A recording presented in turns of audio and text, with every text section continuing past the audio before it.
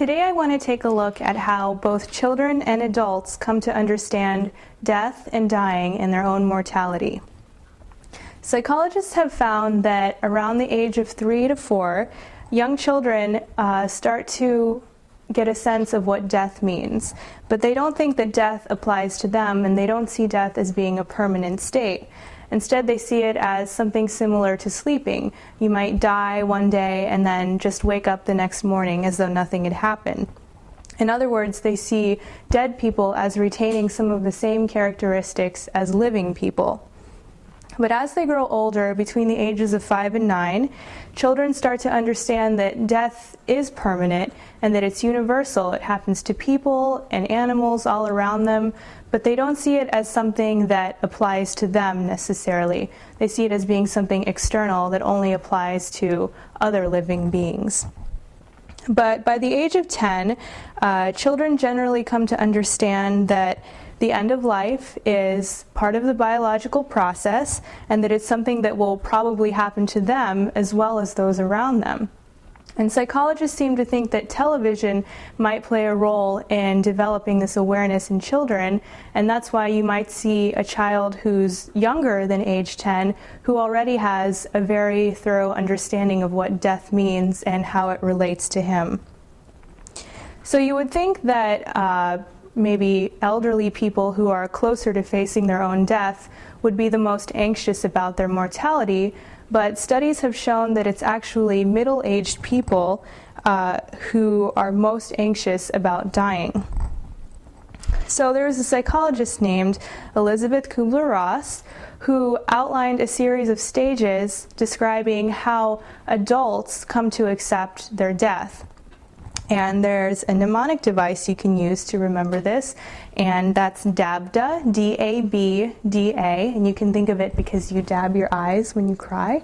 So when an adult first finds out that he's going to die, say he's diagnosed with a terminal illness and he's told that he only has a couple of months to live, his initial reaction is denial. He refuses to accept this can be true. He may become angry. He might seek out another opinion, and the person probably won't tell anybody about their news, and they might even go out and drink or party as though they haven't been given any news at all. So that's D, denial. The next stage in the process is anger. The person doesn't understand how this can possibly be true. He starts to blame God. He starts to, he becomes very upset and angry. He doesn't understand why this has been directed to him.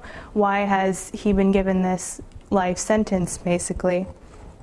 So eventually, once they reach the end of the anger stage, they enter into what's known as the bargaining phase. So remember, we have D for denial, A for anger, and now B for bargaining. And the bargaining phase simply means that the person will try to bargain, again, probably with some deity, with whatever God he or she believes in, and he may try to make a trade, say, I promise I'll go to church, or I promise I'll be kinder to my family and my friends in exchange for you allowing me to continue living. So of course, eventually a person will probably realize that there's no use in trying to bargain with a higher power, that regardless of his efforts, he's probably going to die. So then he enters into a state of depression, which is understandable.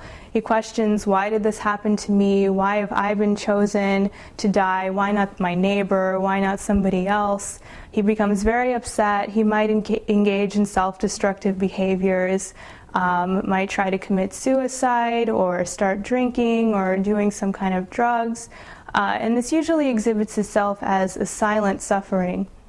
But this may continue on for a while until eventually the person comes to accept their mortality and enters into what is known as the acceptance phase. And in this phase, the person comes to accept his fate and seems to think that he has been chosen for some reason. He's been appointed by God or something to carry out this fate. and he becomes calm. He becomes more content with the way his life is turning out, and he feels a sense of reassurance. So just to review those 5 stages, DABDA, we have denial. That's the first state in the death process. Anger, followed by the bargaining phase. Then we have depression, and finally acceptance.